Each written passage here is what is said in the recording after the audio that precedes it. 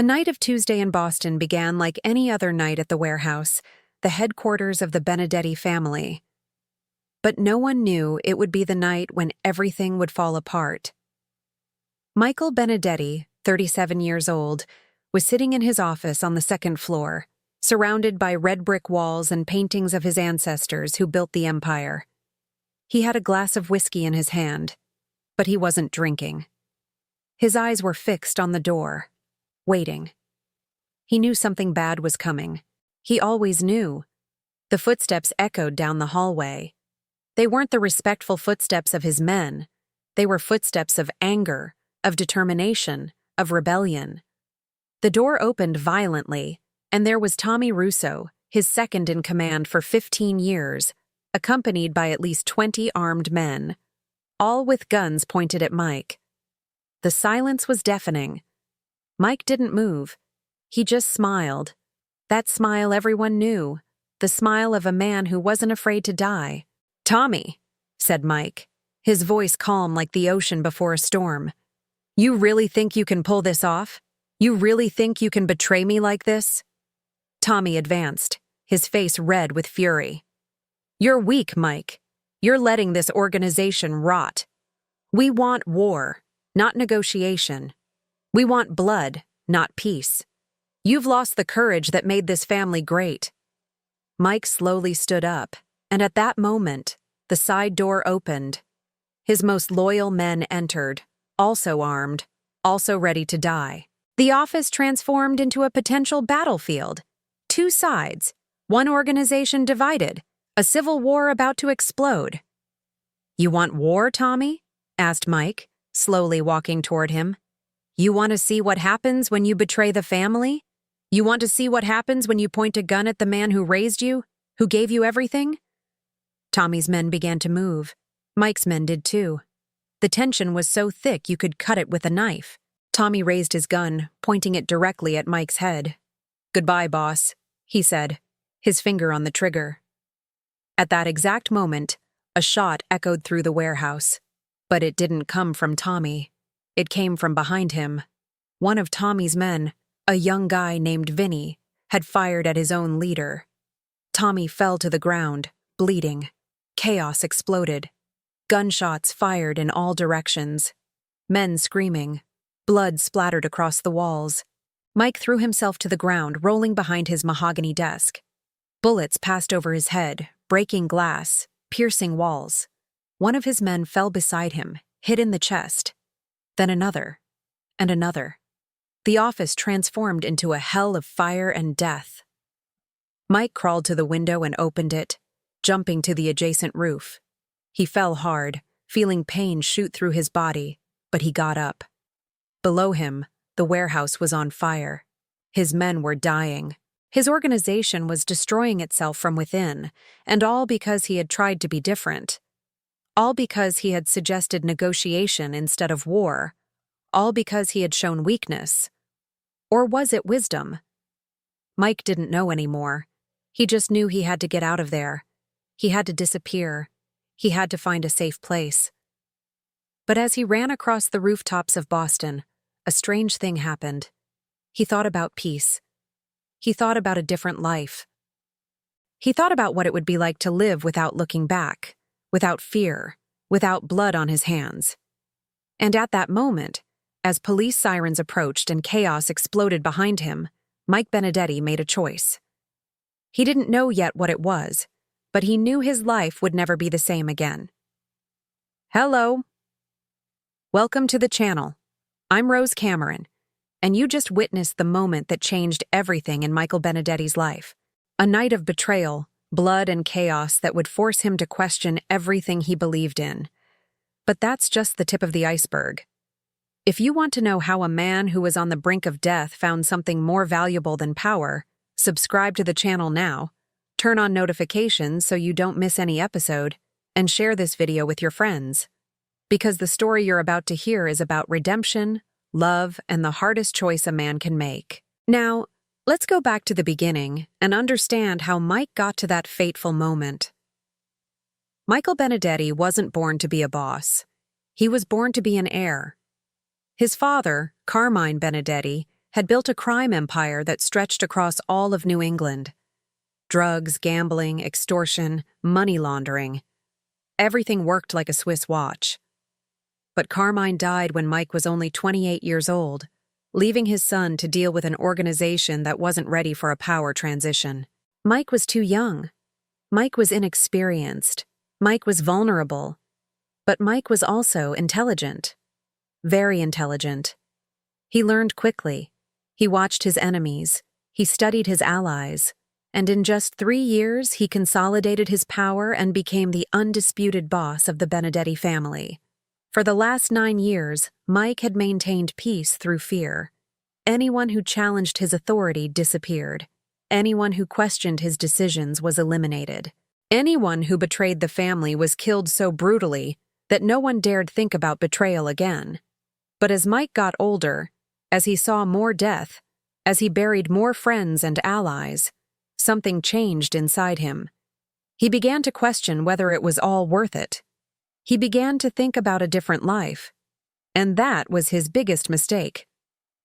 6 months before the confrontation at the warehouse, Mike had called a meeting with his main lieutenants.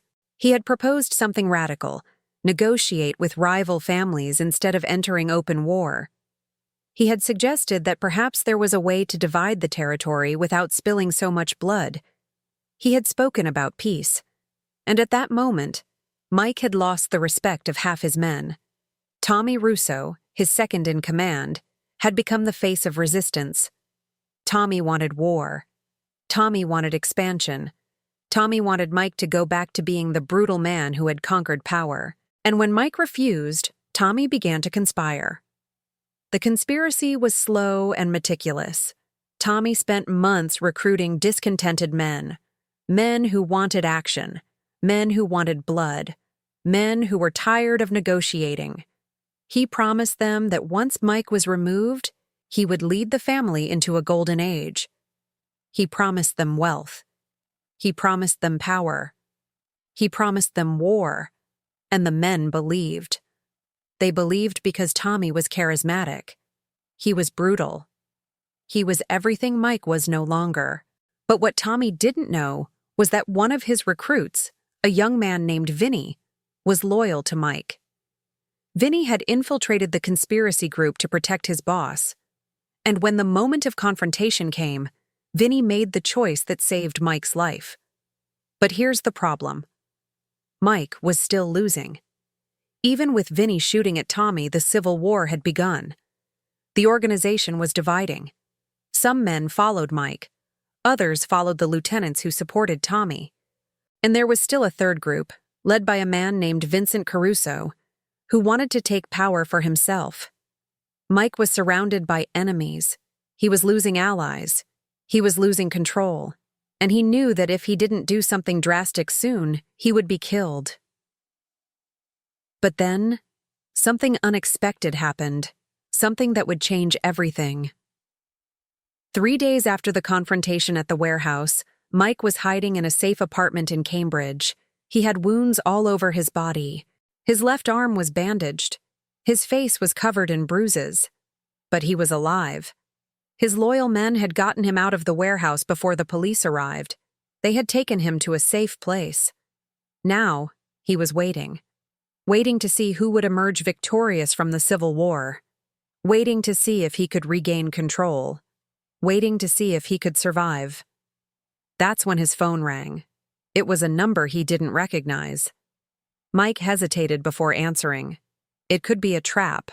It could be an enemy. But he answered anyway. "Yes?" he said, his voice hoarse from smoking and shouting during the confrontation. "Mr. Benedetti?" asked a female voice on the other end of the line. "My name is Rachel Mitchell. I'm an investigative journalist for the Boston Globe. I would like to talk to you about your organization." Mike almost hung up the phone, but something made him hesitate. Maybe it was curiosity. Maybe it was desperation. Maybe it was destiny. "How did you get this number?" asked Mike. "I have my sources," answered Rachel. "But what matters is that I have information you need to know. Information about the conspiracy against you. Information that can help you win this war." Mike was silent for a long moment. This could be a trap. The police could be tracing the call. But he also knew he needed information. He needed to know who was conspiring against him. He needed to know how to defeat his enemies. "Where do you want to meet?" asked Mike finally. "There's a cafe called The Grind in Beacon Hill," said Rachel.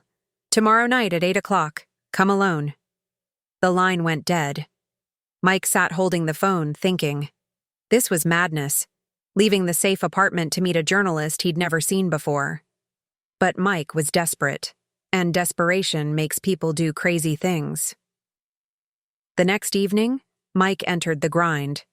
It was a small cafe, discreet, with only a few customers.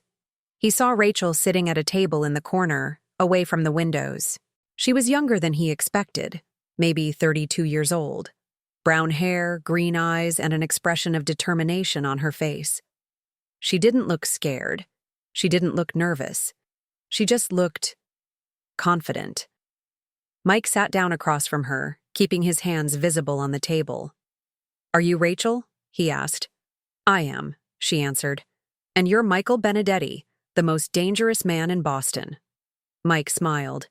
"You don't look scared." Rachel smiled back. "I have no reason to be scared. You won't kill me here. Too public. Too many cameras. Too many witnesses. Besides, you want to know what I have to tell you." Mike had to admit she was right. He leaned forward. "So, what do you have?" Rachel opened a folder and placed several photographs on the table. They showed Tommy Russo meeting with Vincent Caruso. They showed money being exchanged. They showed documents that looked like plans to defeat Mike. "I've been investigating your organization for 2 years," said Rachel. "I have sources inside the mob, people who want the truth to be known. And the truth is that Tommy Russo didn't act alone. Vincent Caruso financed him. Vincent Caruso helped him recruit men. Vincent Caruso planned the confrontation at the warehouse. Tommy was just a pawn." Mike studied the photographs. It all made sense now. Vincent Caruso was one of Mike's oldest lieutenants. He was someone Mike trusted. But apparently, Vincent had his own plans. Vincent wanted power. Vincent wanted to be boss, and he had used Tommy as a tool to try to defeat Mike. "Why are you telling me this?" asked Mike. "Why aren't you publishing this story in the newspaper?" Rachel took a deep breath.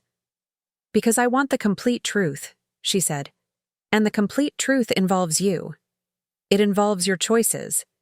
It involves why you're trying to change your organization. It involves why you want peace instead of war. I want to understand you, Mr. Benedetti. I want to know why a man like you, a man who built an empire through violence, suddenly wants to negotiate." And at that moment, Mike realized something. He realized that Rachel didn't see him as a criminal. She saw him as a man, a complex man, a man with motivations, a man with doubts. And that was something no one had done in a very long time. Mike spent the next 2 hours telling his story to Rachel. He told her about his father. He told her about how he was forced to take control of the organization when he was very young. He told her about the men he killed. He told her about the friends he lost. He told her about the nights he spent awake, thinking about all the lives he had destroyed. He told her about how, as he got older, he began to question whether it was all worth it. He told her about how he began to think about a different life. And Rachel listened to every word. She didn't judge him. She didn't condemn him. She just listened. "You know what I think?" asked Rachel when Mike finished speaking. "I think you're a man trapped in a world you don't want anymore. I think you want to get out, but you don't know how. I think you're afraid that if you leave this world, you'll be nothing, that you won't have an identity, that you won't have a purpose." Mike looked at her, surprised. She had read his mind. She had understood exactly what he felt. "How do you know all this?" he asked. "Because I'm a journalist," answered Rachel. "I spend my time understanding people, understanding their motivations, understanding their fears. And you, Mr. Benedetti, are a man with a lot of fear." Mike didn't respond. he just looked at Rachel, and at that moment, something changed between them. It wasn't love. Not yet. But it was the beginning of something. It was the beginning of a connection. It was the beginning of a mutual understanding. Rachel was the first person in years who saw him as human, and Mike was the first man in years Rachel had met who was honest about his fears. "I have to go," said Mike finally, looking at his watch. "But I want you to know something. I want you to know that you helped me today. You gave me information I need, but more importantly, you gave me something I haven't had in a long time. You gave me hope. Hope that maybe I can be different. Maybe I can change." Rachel smiled. "You can change, Mr. Benedetti. But you have to want to. You have to be willing to leave everything behind. You have to be willing to be vulnerable." Mike stood up to leave, but Rachel stopped him. "Wait," she said. "I need you to know something. I'm not just doing this as a journalist. I'm doing this because I care about you. Because I see potential in you. Because I think you deserve a second chance." Mike looked at her, and for the first time in many years, he felt something that wasn't anger, wasn't fear, wasn't despair. He felt hope. He felt that maybe, just maybe, he could have a different life. But before he could respond, his phone rang. It was Vinny, and the news wasn't good.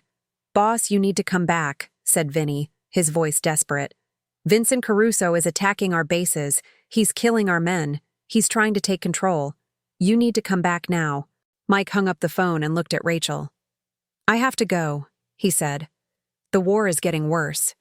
Rachel stood up too. "I'm coming with you," she said. "No," answered Mike, his voice firm. "This is too dangerous. You could be killed." "I've taken bigger risks," said Rachel. "Besides, you're going to need someone who thinks clearly. You're going to need someone who isn't emotionally involved. You're going to need me." Mike wanted to argue, but he knew she was right. He needed someone who could help him think. He needed someone who could help him see the situation clearly. And Rachel was exactly that. So he agreed. He took her to one of his safe apartments, a place where she could be safe while he dealt with the war. Over the next few days, the situation deteriorated dramatically. Vincent Caruso had consolidated the support of many of Mike's lieutenants. He had promised them that once Mike was dead, he would divide power more equitably. He had promised them there would be no more negotiation, just war. And the men believed. They believed because Vincent was brutal. He was everything Tommy wasn't. He was a true soldier. And he was winning. Mike lost 3 of his main bases. He lost more than 50 men. He was being surrounded. His enemies were closing in, and he knew that if he didn't do something drastic soon, he would be killed. But then, Rachel had an idea that could change everything.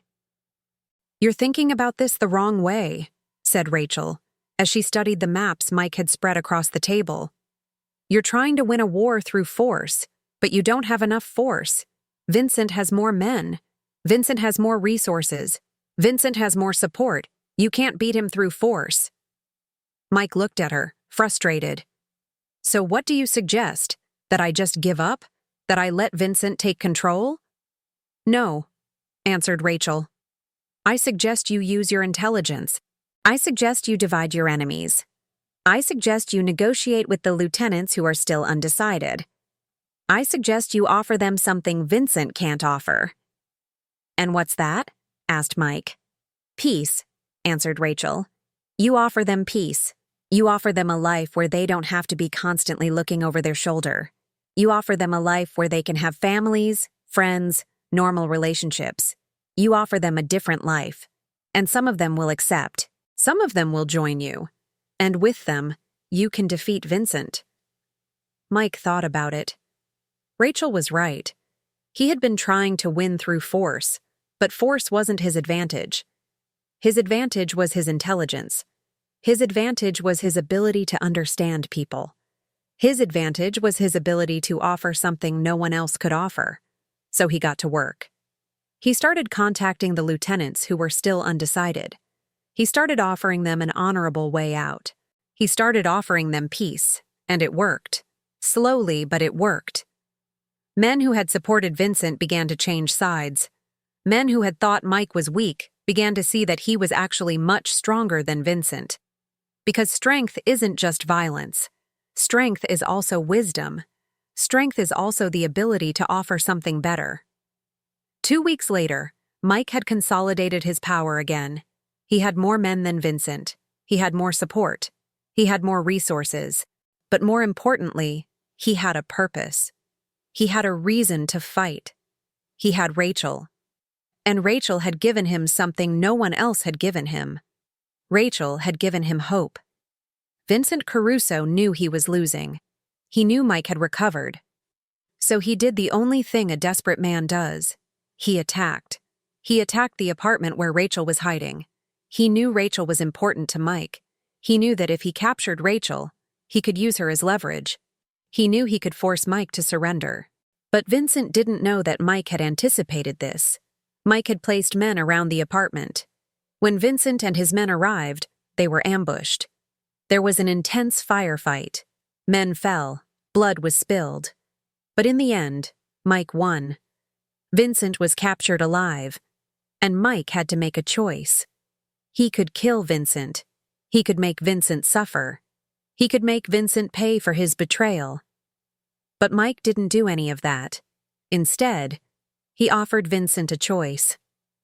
"You can die here, now, at this moment," said Mike. "Or you can leave Boston.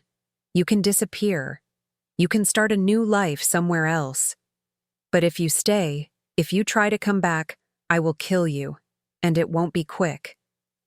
Vincent looked at Mike, surprised. He expected death. He expected torture.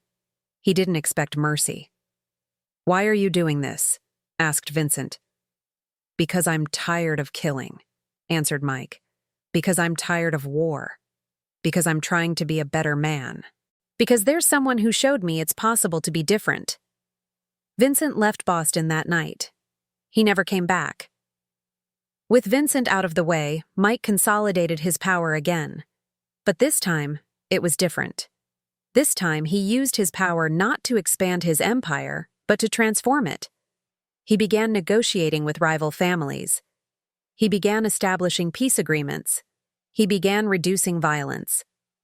And slowly, very slowly, the Civil War in Boston ended. But the real confrontation was still to come. The confrontation between Mike and his own past. 3 months after Vincent left Boston, Mike was in his office at the warehouse, the same office where it all began. But this time, he wasn't alone. Rachel was with him. She had left her job at the Boston Globe. She had left her previous life. She had chosen to be with Mike. And Mike had made a promise to her. A promise that he would change. A promise that he would leave crime. A promise that they would have a life together, a normal life, a life far from all of this. But there was a problem. Mike was still the boss of the Boston mob. His men still respected him. His enemies still feared him. And he couldn't just disappear. He had responsibilities. He had men who depended on him. He had an organization that needed leadership. So Mike did something no one expected. He called a meeting with all his lieutenants, and he announced his decision. "I'm leaving," said Mike, his voice echoing through the warehouse. "I'm leaving the organization. I'm leaving Boston.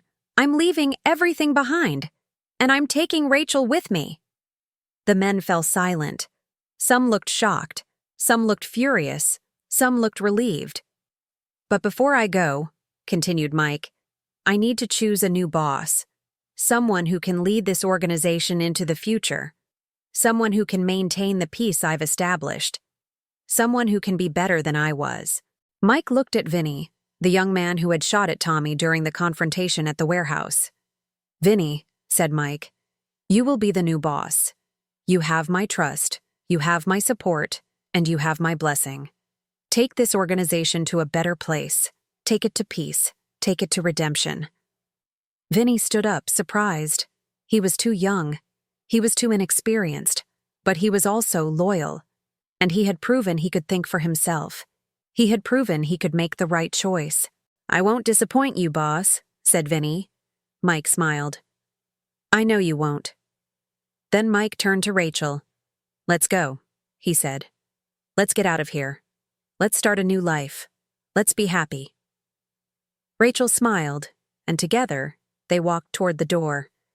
But before they left, one of the oldest lieutenants, a man named Frank, stood up. "Wait, boss," he said. "Are you really going to leave all this? Are you really going to leave power? Are you really going to leave the family?" Mike stopped and turned around. "Yes," he answered, "because I finally understood something. I understood that power is nothing if you don't have anyone to share it with. I understood that wealth is nothing if you don't have peace. I understood that life isn't about how much you can take, but about how much you can give. And I'm going to give my life to Rachel. I'm going to give my love to Rachel. I'm going to give my future to Rachel. And that's more valuable than any empire." Frank nodded, and Mike saw tears in the man's eyes. "Good luck, boss," said Frank. "You deserve to be happy." Mike and Rachel left the warehouse that night. They left Boston behind. They left the mob behind. They left everything behind. And they started a new life. But the story doesn't end here, because the real ending is what comes after. 6 months later, Mike and Rachel were living in a small house in Vermont, far from Boston, far from the mob, far from everything. Mike had changed his name. He had changed his appearance. He had changed his life. He was working as a carpenter, building furniture, building houses, building a life. And Rachel was writing. She was writing a book about her experience. A book about how she met a man who was a criminal, but who was also a man. A book about how love can transform even the darkest heart. One night, while they were sitting on the patio of their house, looking at the stars, Rachel asked Mike, "Do you regret it? Do you regret leaving everything behind?" Mike thought about the question for a long moment. He thought about the power he had left. He thought about the money he had left. He thought about the life he had left. But then he looked at Rachel, and he smiled. "No," he answered. "I don't regret it. Because I gained something much more valuable. I gained you. I gained peace.